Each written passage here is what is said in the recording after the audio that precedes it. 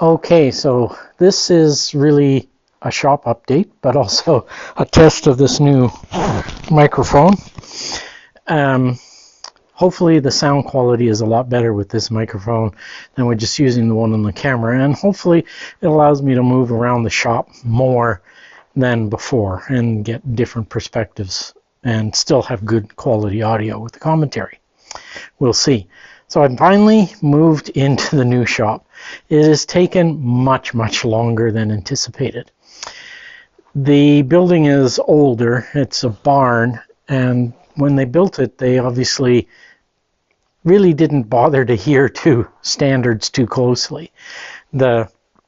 Nothing is square. No two walls are square to the other walls, and even the vertical studs are not vertical. They're all off one way or another, and the spacing of the studs varies from 16 inches to 22 inches, so it's just a hodgepodge. That and the fact that the exterior siding was put directly on the studs, and the siding is very knotty.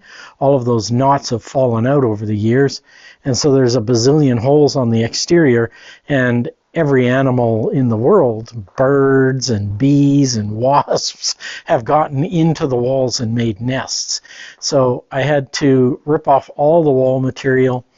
I had to pull out all the insulation, plug all the knot holes on the outside, redo the tar paper on the outside, well, on the inside of the outside, and then re-insulate and then put up my wallboard.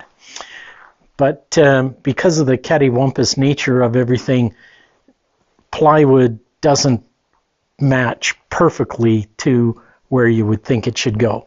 But the job is done finally after much work, and I have my new workbench design.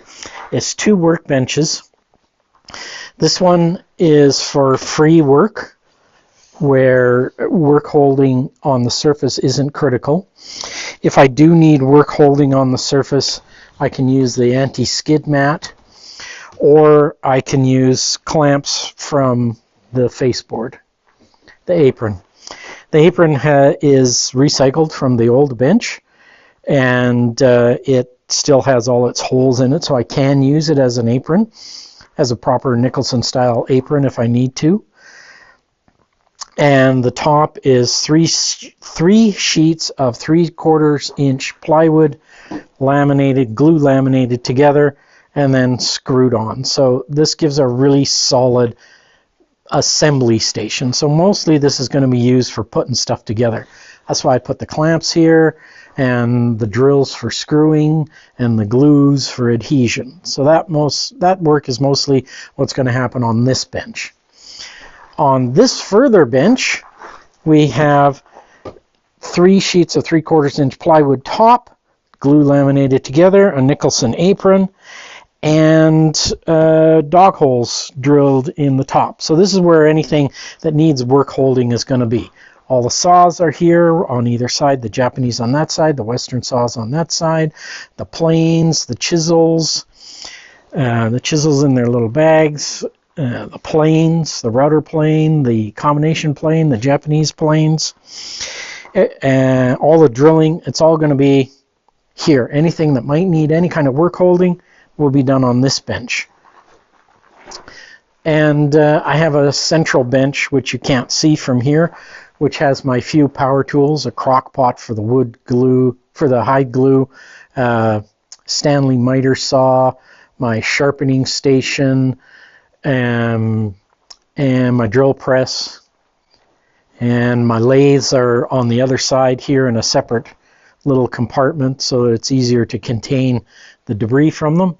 Other than that, I hope you enjoy this brief little tour. I will be resuming regular reviews and instructional videos starting later this week.